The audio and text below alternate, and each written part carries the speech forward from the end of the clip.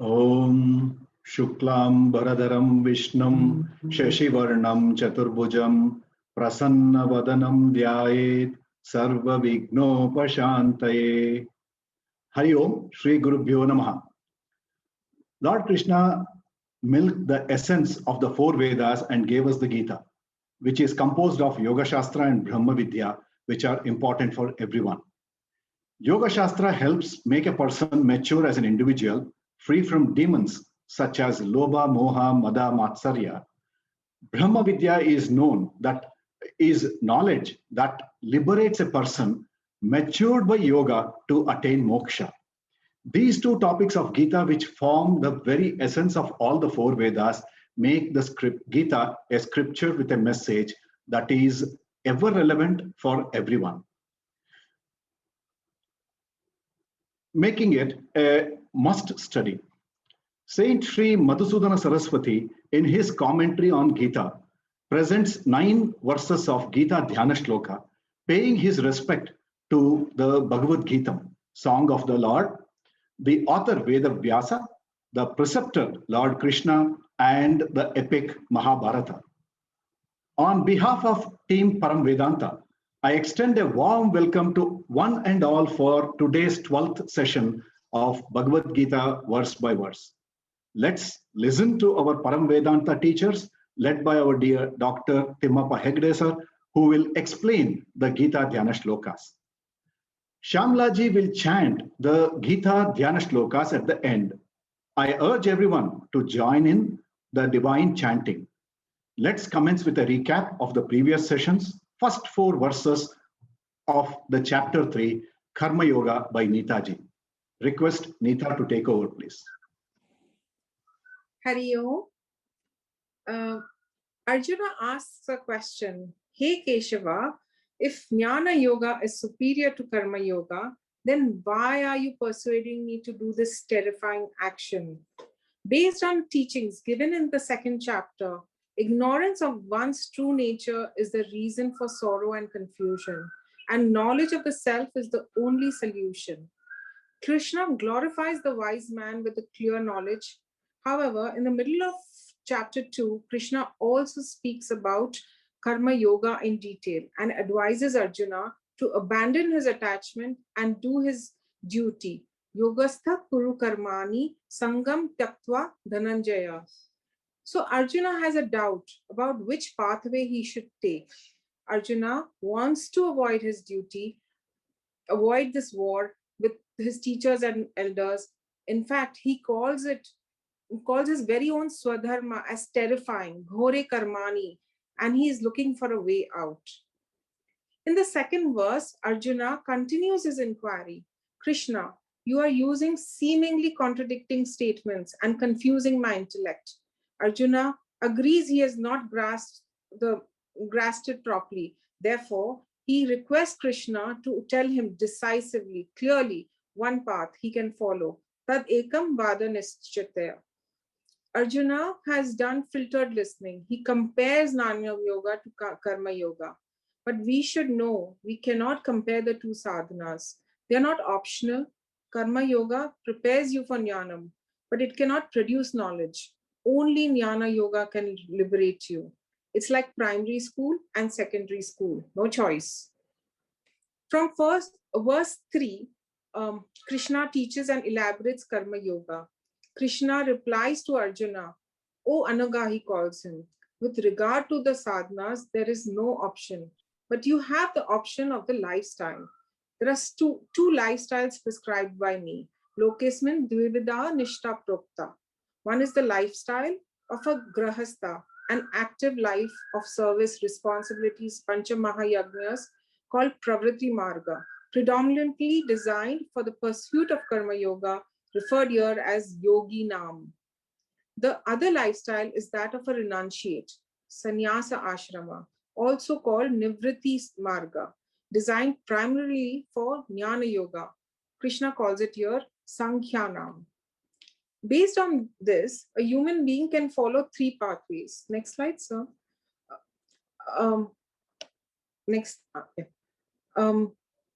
Enter the Grahastha ashram, Follow Karma Yoga, prepare yourself, and then switch over to the Sannyasa Ashrama, follow Jnana Yoga, and be free. This is the Samuchaya method. The second pathway one can take is the enter Grahastha Ashrama, follow Karma Yoga, purify, and thereafter continue in the family life, change the emphasis to self-inquiry and become free. Here, the seeker has to skillfully manage his family life with his Vedantic studies. This is referred to as Vidvat Sannyasa, and Bhagavad Gita encourages this pathway. In option 3, the individual directly enters Sannyasa Ashrama, follows karmas unique to the sannyasi, like Japa, Guru Seva for Chitta Shuddhi, and then goes through the systematic and consistent Vedantic studies. A sannyasi has to manage karma yoga because he cannot do many rituals or annadanam, and this is called vividisha sannyasa. Shastras does not prescribe any standard ashrama for anybody, but pravritti marga is safer than nivritti marga for most of us. In verse 4, Krishna says, Anarambhat karmanam, the previous slide, sir. Anarambhat karmanam purusha na ashnute naishkarmyam. One cannot achieve liberation, naishkarmyam, by merely abstaining from work, by mere physical renunciation. Whatever lifestyle you choose, you have to go through Chitta Shuddhi. Krishna is trying to nip off Arjuna's desire to not fight the war and run away. One cannot avoid, run away, or renounce action as that will never give peace of mind. In fact, it may prove counterproductive. And really speaking, giving up action is not even possible. It is our nature to act, governed by our gunas. We may give up physical action, but our mind will run all over. Therefore, activity is safer than withdrawal. Be wary of mithyachar. In conclusion, a seeker has to be a karma yogi first and do his actions with the Jagat as a sadhana. There is no choice in the lifestyle you lead. There is no choice between the sadhanas, the karma yoga, the jnana yoga, but there is a choice in the lifestyle you lead, grahastha or sannyasa. And also, you cannot give up action. It's not possible. The mind has to develop, become subtler, mature. This prepares the seeker and leads him to self-inquiry under a competent guru and claim his freedom. Thank you. Hari Om. Thank you, Neeta. That was a nice summary of Karma Yoga, the first 4 verses of the 3rd chapter of the Bhagavad Gita. Sadashiva Samarambham Shankaracharya Madhyamam Asmadacharya Paryantam Vande Guru Paramparam. Om. We have a very special class today, focused entirely on the Gita Dhyana Shlokas. Normally, we begin our study with the Gita Dhyana Shlokas. As we have already done this twice before, we did not do it in the beginning, but we felt that this was important that we club all the Dhyana Shlokas into one presentation. How did we get these shlokas? This was a later introduction around the 16th century when the great Acharya Madhusudana Saraswati wrote a commentary on the Bhagavad Gita called Gudhartha Deepika, a commentary that brings out the hidden meaning of the verses of the Bhagavad Gita. Before he wrote his commentary, he wrote those 9 Dhyana Shlokas. These Dhyana Shlokas have been very popular, and many subsequent authors have included these Dhyana Shlokas as part of the Bhagavad Gita, and that is how many Acharyas recommend that we study the Dhyana Shlokas. It is also said that if you memorize these verses and chant these verses, it will give you a yogyata, gives you an eligibility to study and make the study of the 700 verses of the Bhagavad Gita more enjoyable, because now you have a certain picture of Sri Krishna. You have a picture of Vyasacharya to meditate on. on Gita and Mahabharata. As you will see today, 9 speakers, all of them very good singers also, will chant these verses and will explain in very simple words the significance of the Gita Dhyana Shlokas. And it is recommended for all students of the Bhagavad Gita that we memorize these verses, know them, how to chant them, and also the meaning of these verses. The opening Dhyana Shloka and a very popular one, Om Parthaya, will be explained to us by Shamala. Over to you, Shamala. Hari Om, Shri Gurubhyo Namaha. Madhusudana Saraswati, the author of Bhagavad Gita Dhyana Shloka, offers namaskara to Lord Krishna, Bhagavad Gita, Vyasacharya, and Mahabharata. The first verse is namaskara to Bhagavad Gita. The verse goes like this. Om Parthaya Pratibodhita Bhagavata Narayanena Swayam Vyasena Grathitam Purana Munina Madhye Mahabharatam Advaitamrutavarshini Bhagavati Ashtadashadhyayini Amba Tvamanusandadhami Bhagavad Gite Bhavadveshini. Next slide, please. So here the author is addressing Bhagavad Gita as the mother. Hey Amba, you are Saraswati Devi, the mother who will nourish my internal personality by feeding the wisdom food. Therefore, Hey Amba, Hey Gite, Tva Manu Sandadhami, I meditate upon you with reverence. Mahatma Gandhi has said, Gita has been my mother. I lost my mother when I was young, but I never felt the absence of a mother because I had the Gita with me. Next slide, please. What is this Bhagavad Gita? Parthaya Pratibodhitam. Partha means Arjuna. Pratibodhitam means taught. A teaching which has been given to Arjuna. So, Parthaya Pratibodhitam. Taught by whom? Not an ordinary person. Bhagavata Narayanena Swayam. By Lord Narayana himself. And therefore, there will be no defect at all in this teaching. And compiled by whom? Krishna did not write. Compilation, the reporting is done by Vyasena Grathitam. Reported by Vyasacharya, who is supposed to be an avatara of Lord Vishnu. Therefore, Vyasacharya's report will also be correct. So, Vishnu has taught properly, Vyasa has reported properly. And what type of journalist Vyasa is? Purana Munina, the most experienced rishi who has given us 18 Puranas. Next slide, please. Where has he given this? Madhye Mahabharatam. This Bhagavad Gita is occurring in the middle of Mahabharata when Arjuna faces a crisis and all the resources he had do not help him. Next slide, please. And what is the content of the Bhagavad Gita? Advaitam Vrutavarshini Bhagavati. The goddess Gita showers the Amritam of Advaitam, the nectar of non-duality. In non-duality, there is no second thing. You are the whole. Nectar is used here because just as nectar is something to be tasted, to be experienced, non-duality is something to be understood, to be yourself. Next slide, please. And how big is the Bhagavad Gita? Ashtadasha Dhyayini, which consists of 18 chapters. And Bhavadveshini. Bhavaha means samsara. And samsara means dissatisfaction with oneself. Dveshi means enemy, destroyer of samsara. So, Bhagavad Gita is the destroyer of the samsara.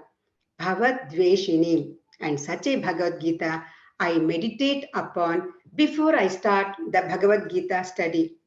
One more Gita Namaskara will come later. Hari Om. Thank you very much. Hari Om. The Dhyana Shloka 2. Namostute Vyasa Vishala Buddhe Phullara Vindayata Patra Netra Yena Tvaya Bharata Taila Purnaha Prajvalito Jnanamaya Pradipaha. This is a Vyasacharya Namanam Shloka. Sri Madhusudana Saraswati is praising the powers and knowledge of Sri Veda Vyasa and offering pranamas in all humility. The lotus flower is regarded as a symbol of purity, enlightenment, self-regeneration, and rebirth in Sanatana Dharma. Its characteristics are a perfect analogy for the human condition of being rooted in the self, because even when its roots are in the dirtiest waters, the lotus produces the most beautiful flower. So too, our goal is to stay rooted in the truth while being detached from the impact of the environment around us, regardless of whether it is good or bad. The shloka meaning goes, O Vyasacharya, the great erudition personified in terms of vastness and depth of knowledge, Vishala Buddhe. One who has beautiful eyes, netra, like the petals of a fully bloomed lotus, Pulla Aravinda Yatapatra Netra. Yena Tvaya, through you. You are so great because you have lit the lamp of wisdom, Prajvalito Jnanamaya Pradipaha, with the help of the oil of Mahabharata, Bharata Taila Purnam.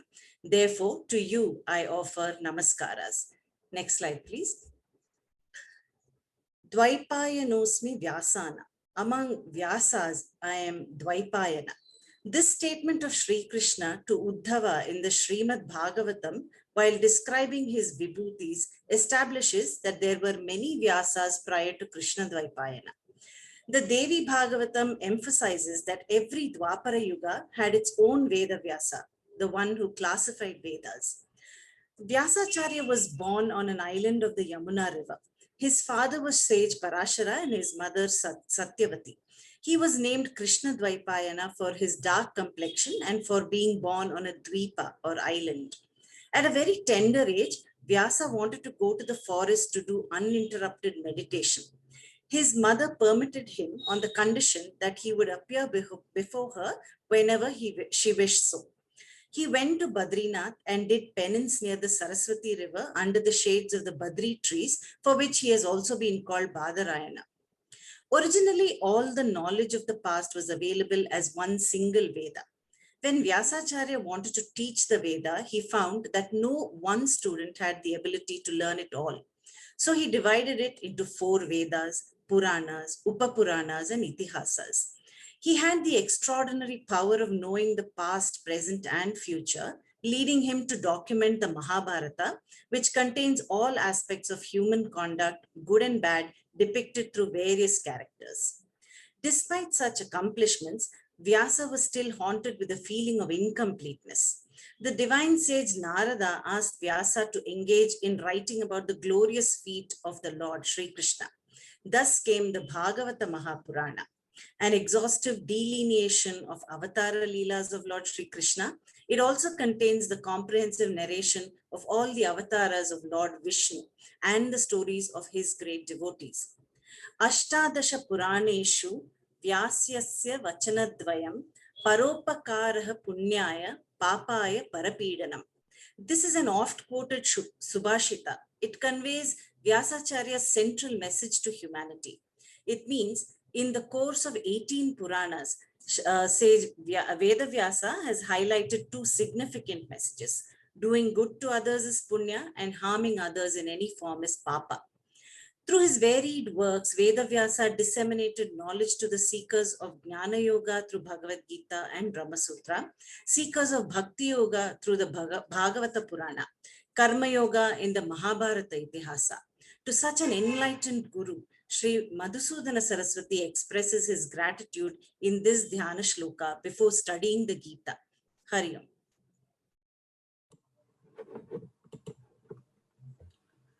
Om Shri Krishnaya Namaha. Prapanna Parijataya Totra Vetraika Panaye Jnanamudraya Krishnaya Geetamrutaduhe Namaha. Prapanna Parijataya. Lord Krishna is compared to a Parijata Vriksha, which is a mythological tree supposed to be in heaven and one that gratifies any wish. Krishna is the one who can gratify all Purusharthas, Dharma, Artha, Kama, or Moksha for those who surrender to him. Prapanna means people who surrender to him. Totra Vetraika Panaye. Totra means whip. In Mahabharata war, Krishna was the charioteer for Arjuna, holding the whip to drive the chariot. Totra Vetram means handle of the whip. Ekapanaya means one hand, the one who holds a whip in the hand. Even though Krishna is the Lord of the universe, he doesn't consider any job as below his dignity and takes up a job of a driver and is a valuable lesson to all of us. Jnana Mudraya Krishnaya. With the other hand, he shows the Chin Mudra or the Jnana Mudra. Lord Krishna was the greatest Gnani or Guru. Chin Mudra is a symbolic representation of the philosophical teaching of Gita and Upanishads. It indicates the Jivatma Paramatma Aikyam. Index finger signifies the Jivatma, a limited or a mortal finite entity. In Sanskrit, the index finger is called Tarjani, to threaten. Think about how you point at others while talking. The finite Jivatma is a threat to oneself and also to the society. This Jivatma is unfortunately associated to the three fingers. The finger closer to the index finger represents the three gunas, Sattva, Rajas, and Tamas, and the three sharirams, Stula, Sukshma, and Karana Shariram, associated to the material body. The thumb represents the Paramatma because only with the thumb the hand performs any function. Just as the thumb supports all the other fingers, similarly, Paramatma is the support for any creation. So when the index finger touches the thumb, it signifies the Chin Mudra or the Jivatma Paramatma Aikyam. A circle is formed in this process when the two fingers join. This circle represents Anadi or Purnam. Purnam means wholesome or completeness, and Anadi means eternity. A circle doesn't have a beginning or an end. When Jivatma identifies itself with Paramatma, the Purnatvam or completeness and eternity is attained. This is the objective of the spiritual sadhana. Get detached from material body and get attached to Paramatma. Krishna means one who attracts the devotees. Akarshati iti Krishna. And to that Krishna, I offer my namaskara. To such a beloved Lord, I offer namaskara. Hari Om, thank you.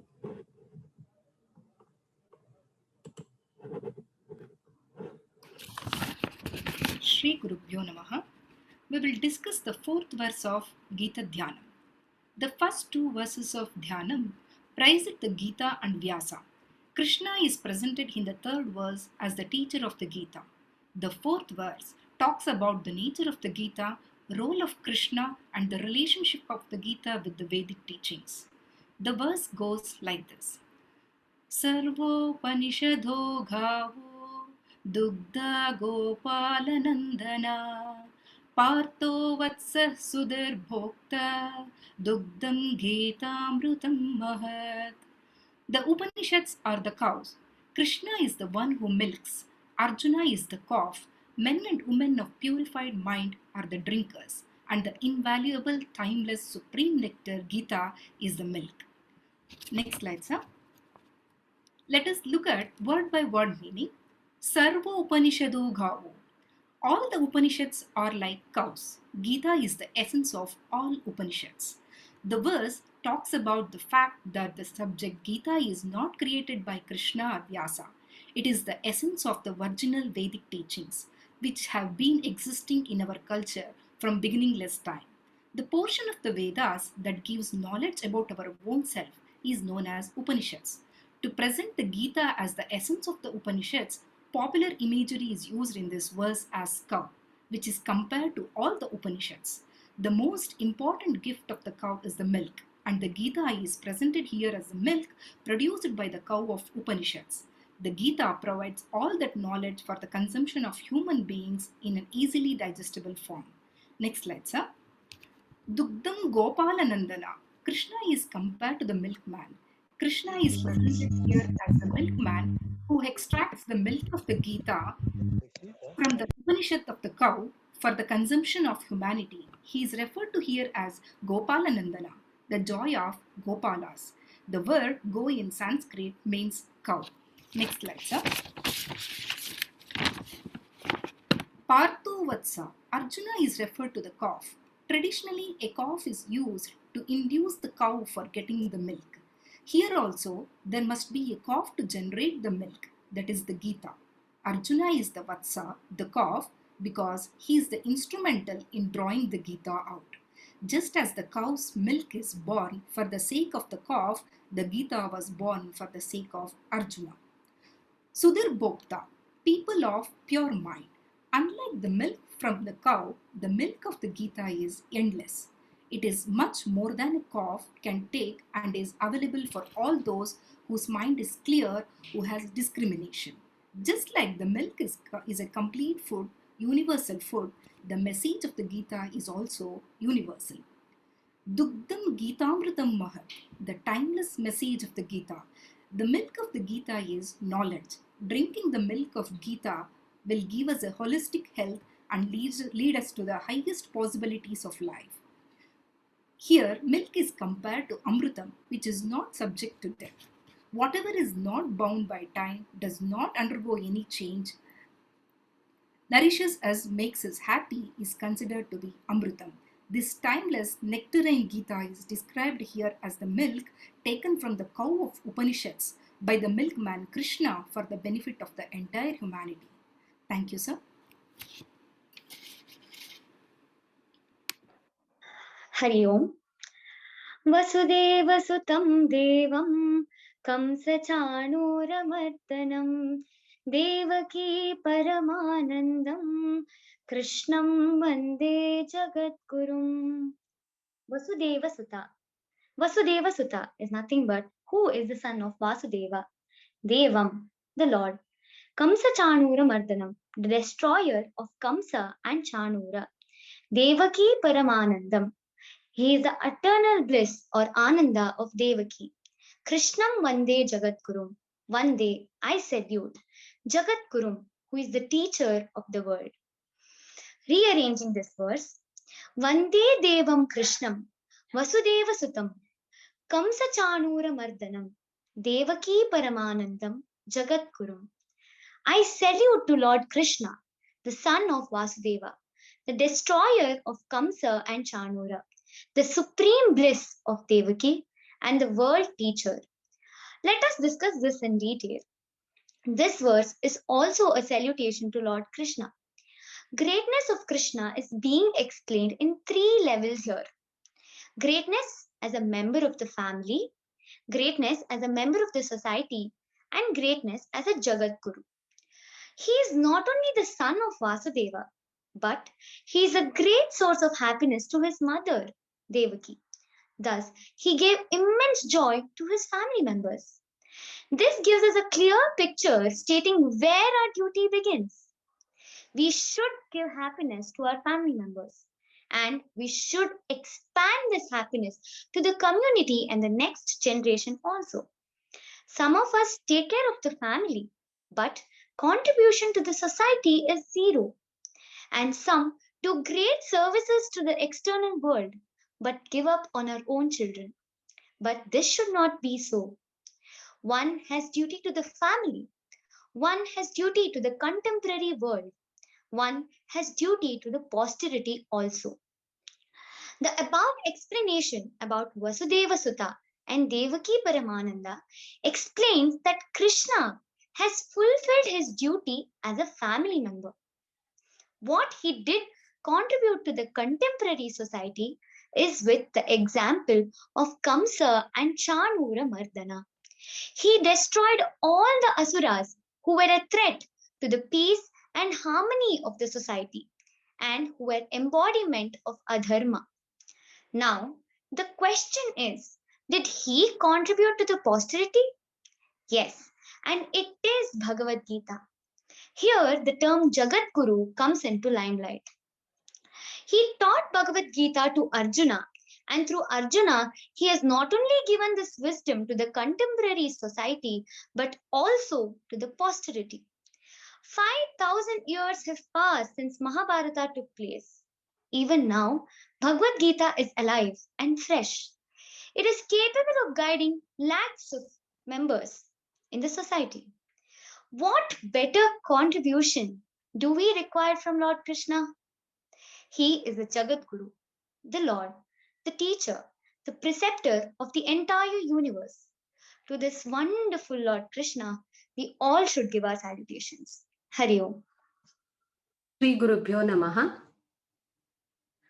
Bhishmadrona Jayadratha Jala Gandhara Nilotpala Shalyagrahavati Krupena Vahani Karnena Velakula Ashwathama Vikarna Ghora Makara Duryodhana Vartini Sotirna Khalu Pandavai Rananadi Kaivartaka Keshavaha. In this verse, the entire Mahabharata war has been brought into a beautiful vision through an elaborate picture of a river in flood.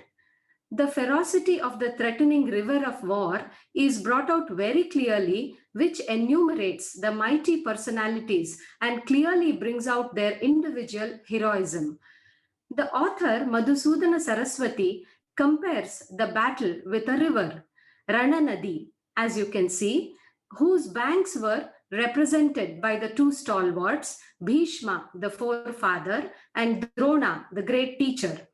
As the two banks on either side, they determined the flow of the river, meaning they decided the movements of the great war. They were the main pillars of the Kaurava army. Next slide, sir. The contents of the river is its flowing water, represented by Jayadratha, the king of Sindh Desha, who was the commander-in-chief of the Kaurava forces. He was executing each and every intention and plan of Bhishma and Drona.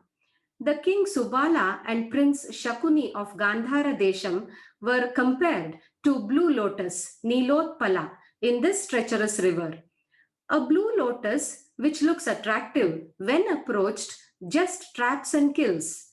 There is another rendering here that is Nilopala, a dark blue iceberg or a rock, which again is dangerous. Shalya, the king of Madra Desha and son of Drona, was the shark who could swallow up the heroes. Krupa, who was the teacher of the Pandavas and hence knew their strength and weakness, was like a powerful undercurrent in the river that uprooted everything in its path and made it impossible to cross the river. Karna was the turbulent wave in this river. Ashwathama, son of Dronacharya, and Vikarna, son of Dhritarashtra, were the menacing crocodiles, and Duryodhana was the tragic whirlpool that sucked anything which fell into it. They all appeared as a powerful battalion, so it was not an ordinary river. It was a treacherous one with so many varieties of danger lurking.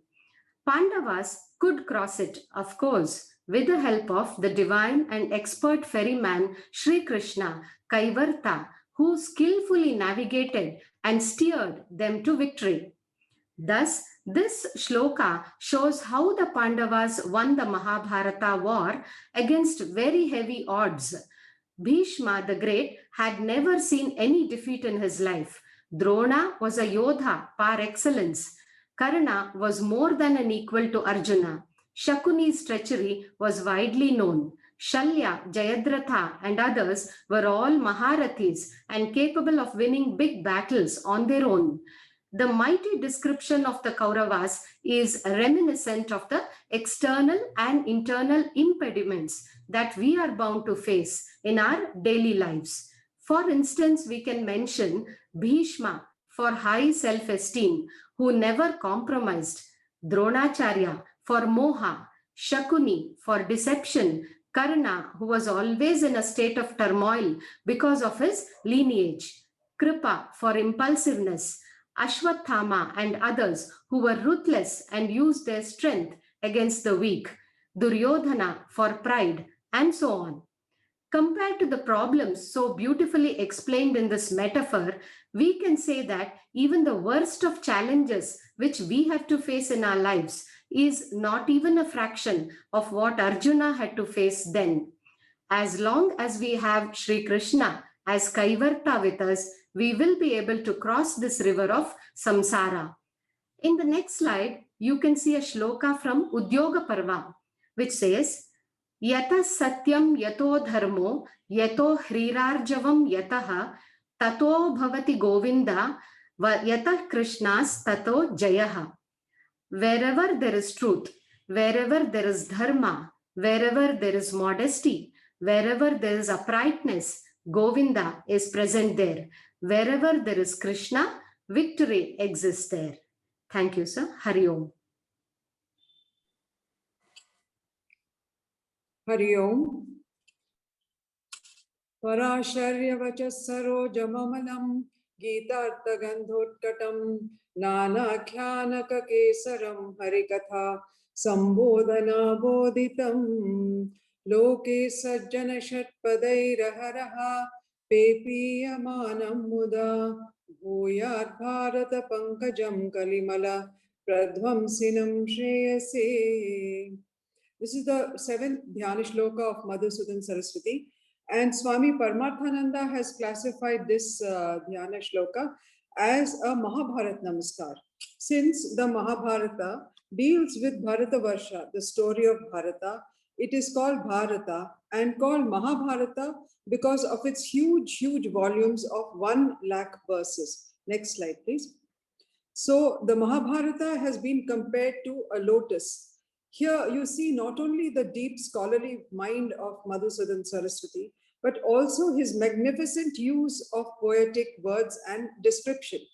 The essence of this verse is the comparison in detail of the Mahabharata to a beautiful lotus. Bharata Pankajam, he says. Just as a lotus is attractive due to its beauty, fragrance, and nectar, so also the Mahabharata is a source of happiness and auspiciousness. So all the other words are basically adjectives to this Bharata Pankajam. Parasharya Vacha Sarojam. Since a lotus is born in a pond, so which is the pond the Mahabharata has sprung from? Here, Madhusudan Saraswati says Vyasacharya, the son of Parashara, from his words and speech comes the beautiful lotus of the Mahabharata, Bharata Pankajam. Amala Gītartha gandhotkatam. A lotus is a flower with no impurities at all. Pankajam is a word for lotus. Panka means slush or muddied water in which the lotus grows. Amalam is without any dosha, mala. Like the lotus, which is perfect despite being in dirty water, the Mahabharata is similarly perfect with respect to the teaching, the language, the grammar, and every other aspect. It is Shuddham, it is flawless. This Mahabharata lotus is very attractive. Gītartha gandhotkatam. Utkatam means very attractive, famous, well-known. Therefore, the Mahabharata lotus is known for its fragrance.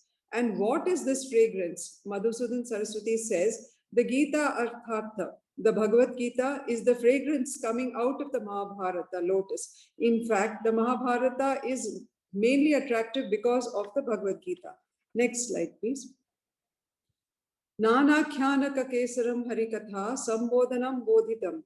So a lotus, now a fully blown lotus, has filaments. So if the Mahabharata has been compared to a lotus, then what are its filaments? Nānākhyānam, the smaller stories, of which there are hundreds. The stories are compared to the filaments of the lotus kesaram.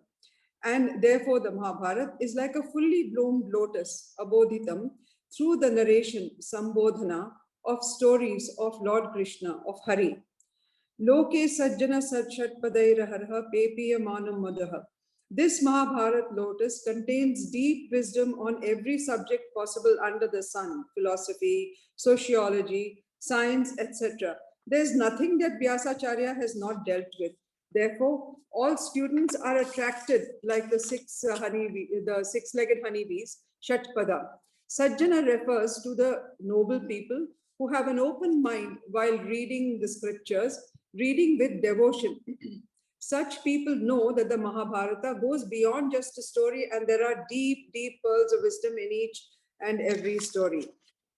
Loke, or people, drink the nectar of the wisdom of the Mahabharata by analysis. This is what is meant by that, analysis. Particularly the Bhagavad Gita. They drink the wisdom, ahar ahaha, constantly, daily, lifelong, over and over. Kali Malad Pradvamsi. This lotus Mahabharat can destroy the problems of Kali Yuga, materialism, cheating, whatever problems, evils we face now. And so if we are not to be affected by the malam or the evils of the Kali Yuga, which is what we are living in now, the studying the Mahabharata, particularly the Gita, is the remover of the impurities of the Kali age. Lastly, the verse says, let the scripture be a source of shreyas, well-being and happiness for all of us. So may the study of Mahabharata enrich and transform us and help us grow spiritually and strengthen us. Thank you. Hari Om. Namaste. Hari Om. Shri Gurubhyo Namaha.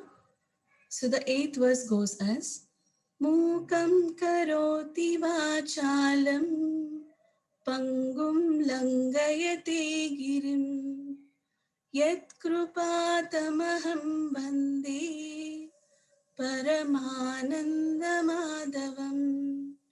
Going to the Anvaya of the verse, Tamaham bande, I salute that Paramananda madhavam, Lord Krishna, who is Supreme Ananda, Yat Krupa, whose grace, Karoti, makes, Mukam, the dumb, Vachalam, eloquent, Pangum Langayate, the cripple crosses Girim, a mountain. So, this verse emphasizes the grace of the God, that is, grace which we get because of our karma phala, that is, our karma and action. Going to the next slide, sir.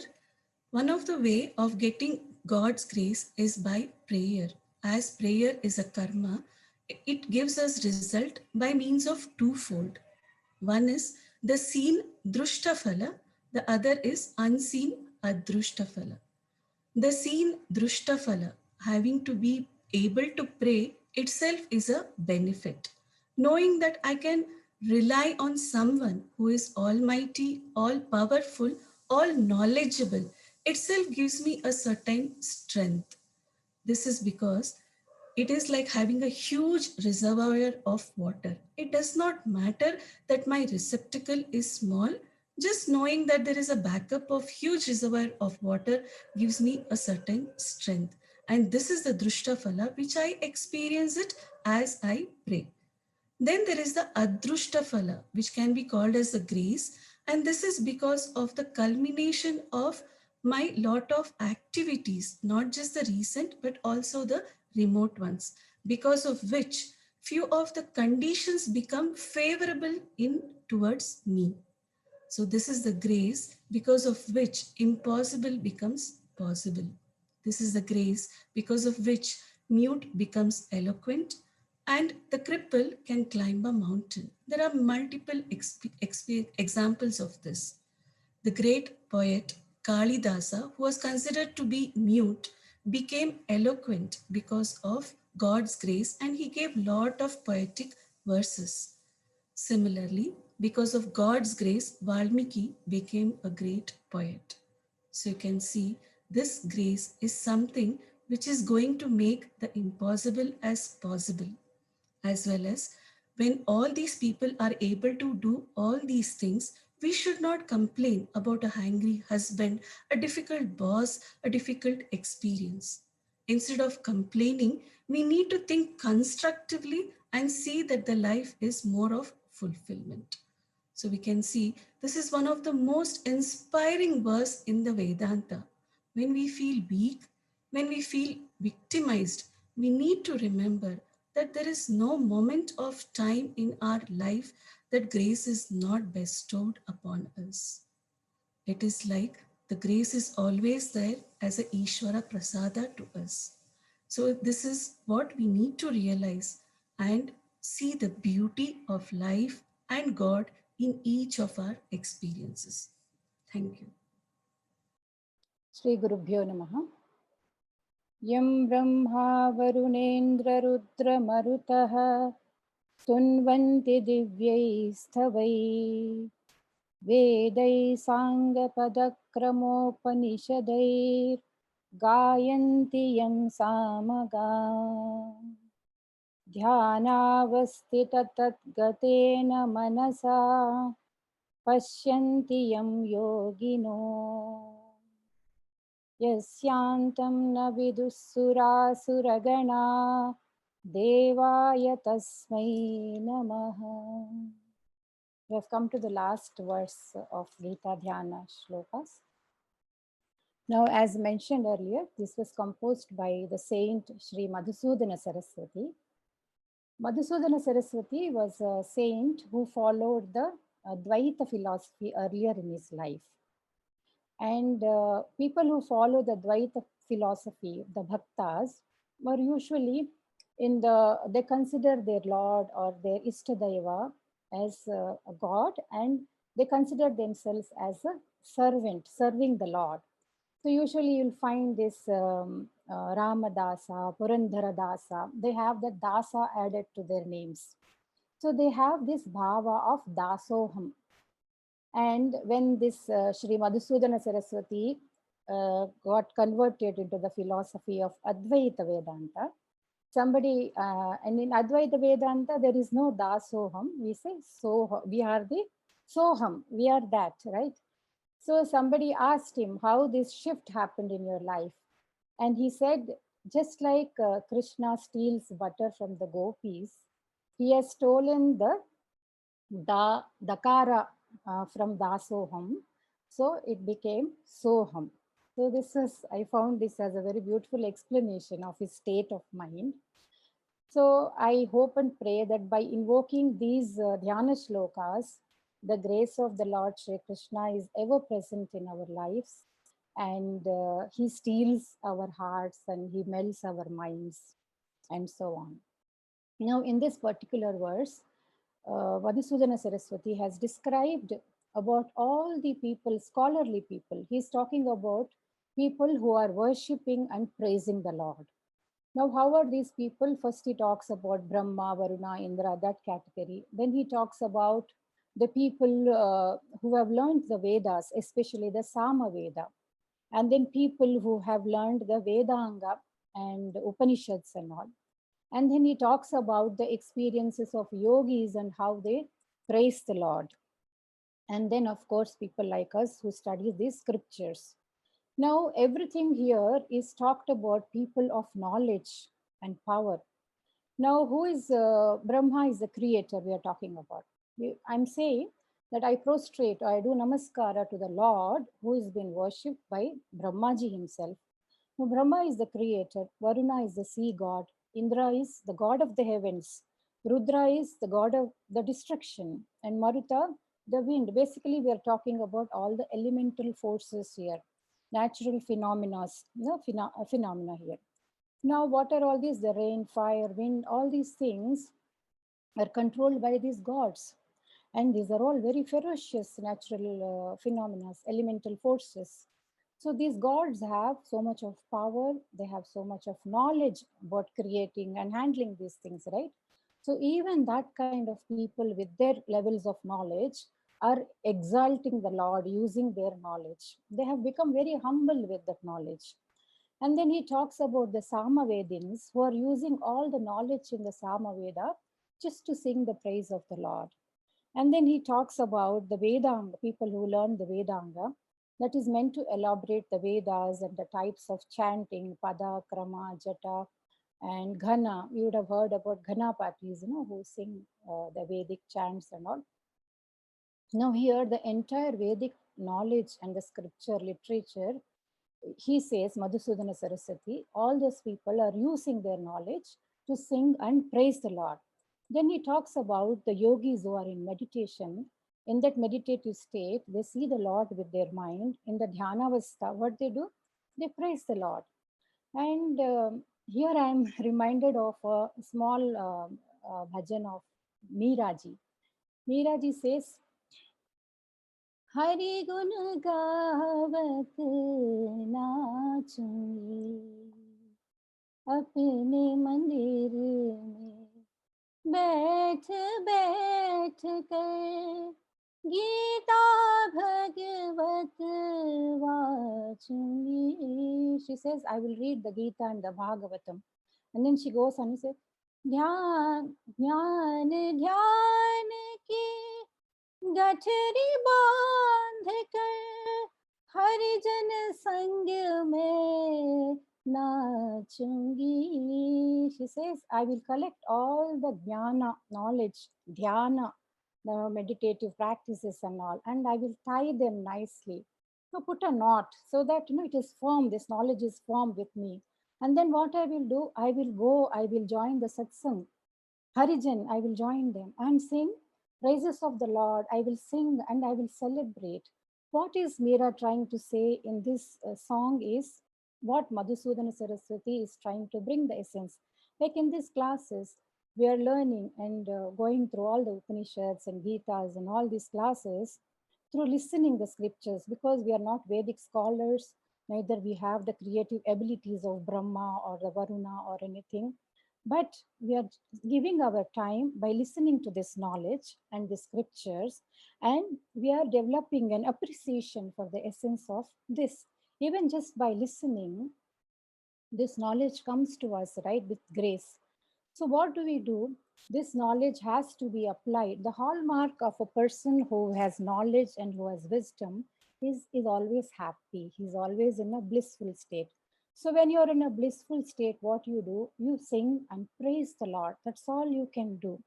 And in the ending it says, even the gods and the demons who do not know about the limits of this all-pervading Lord, they also prostrate and pray to him, and to such Deva, I am doing my namaskara. Here, Deva means the all-knowing God.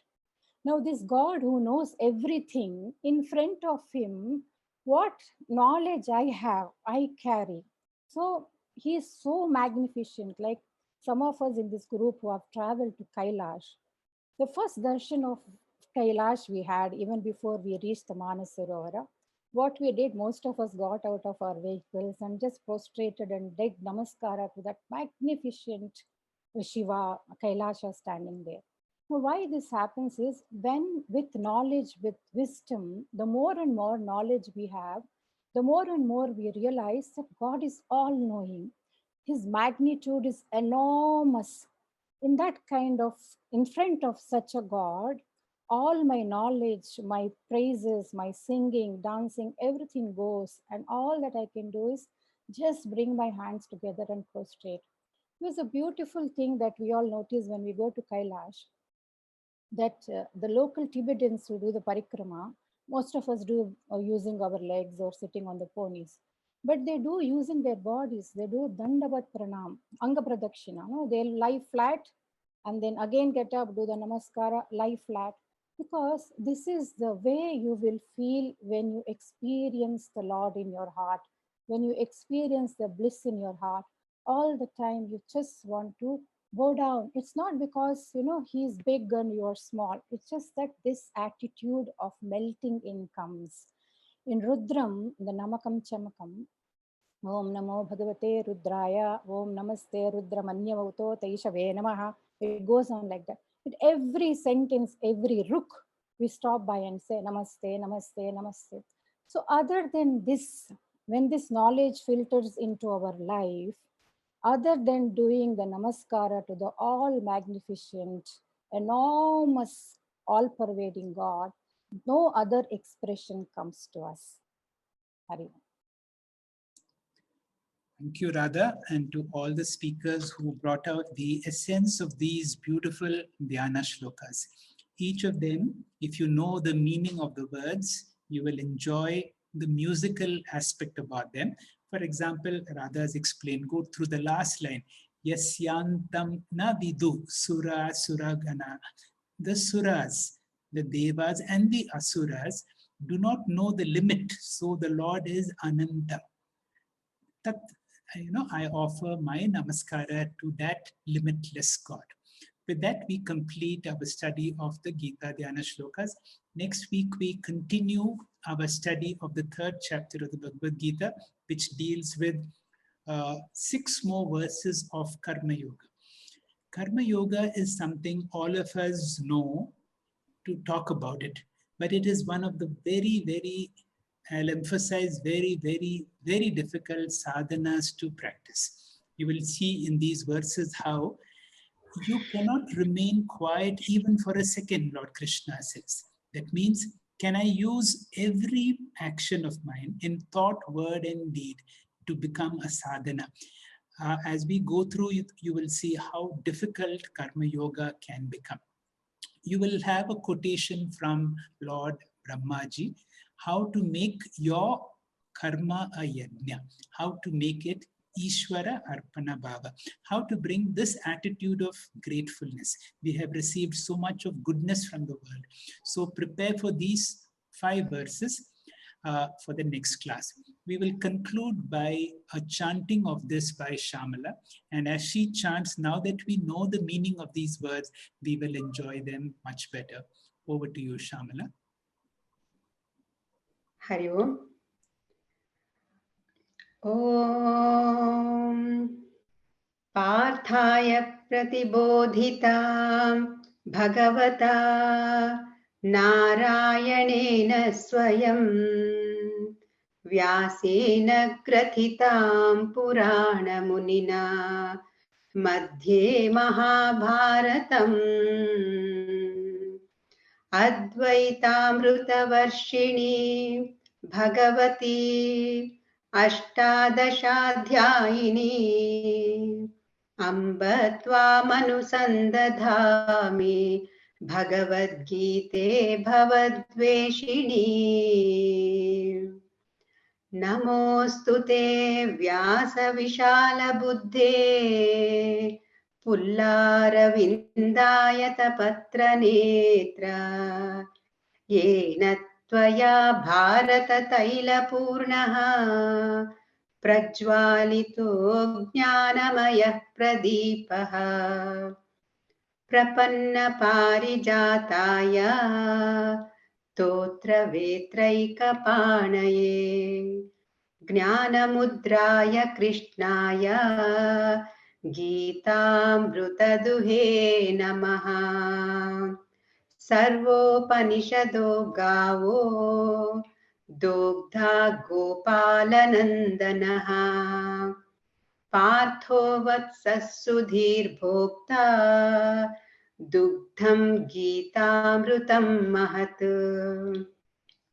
Vasudevasutam Devam Kamsachanuramardanam Devaki Paramanandam Krishnam Vande Jagadgurum Bhishmadrona Tata Jayadratha Jala Gandhara Nilotpala Shalyagrahavati Krupena Vahani Karnena Velakula Ashwathama Vikarna Ghora Makara Duryodhana Vartini Sotirna Khalu Pandavai Rananadi Kaivartaka Keshavaha Parasharya Vachah Saroja Mamalam Geetartha Gandhotkatam Nanakyanaka Kesaram Harikatha Sambodhana Bodhitam Loke Sajjana Shatpadaira Haraha Pepiyamanam Muda Bhuyad Bharata Pankajam Kalimala Pradhvam Sinah Shreyase मूकं करोति वाचालं पङ्गुं लङ्घयते गिरिं यत्कृपातमहं वन्दे परमानन्दमाधवम्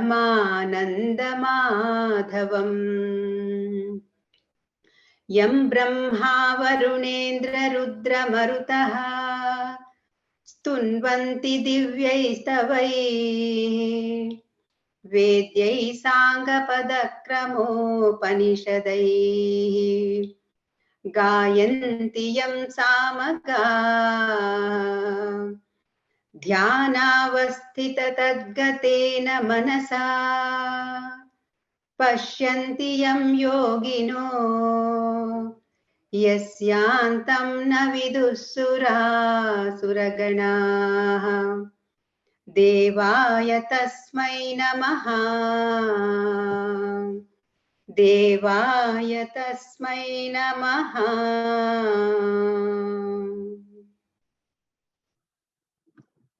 Our pranams and thanks to Dr. Timmappa Hegde sir and all the speakers for their wonderful explanations. Our speakers today have enlightened us that a dumb person can talk and a lame person can jump upon the hill if he has the grace of Madhava. Lord Krishna gave humanity the immortal nectar of Bhagavad Gita, which is the destroyer of all sins in Kali Yuga and helps us attain moksha. We bow to Vedavyasa for lighting this lamp of wisdom for humanity. Our thanks to Shamlaji for your soulful recitation of the Gita Dhyana Shlokas. Our heartfelt thanks to all our participants for joining us in today's journey. I request all participants to study the notes on Gita Dhyana Shlokas, which shall be shared on our Telegram group. Remember to join us on Friday, 18th June at 6:45 p.m. for the next session, where we shall study verses 5 to 10 of Karma Yoga, chapter 3, and pursue understanding of Karma Yoga. Om Purnamada Purnamidam Purnat Purnamudachyate Purnasya Purnamadaya Purnamevavashishyate. Om Shanti Shanti Shanti. Hari Om. Shri Krishnarpanamastu. Shri Gurubhyo Namaha.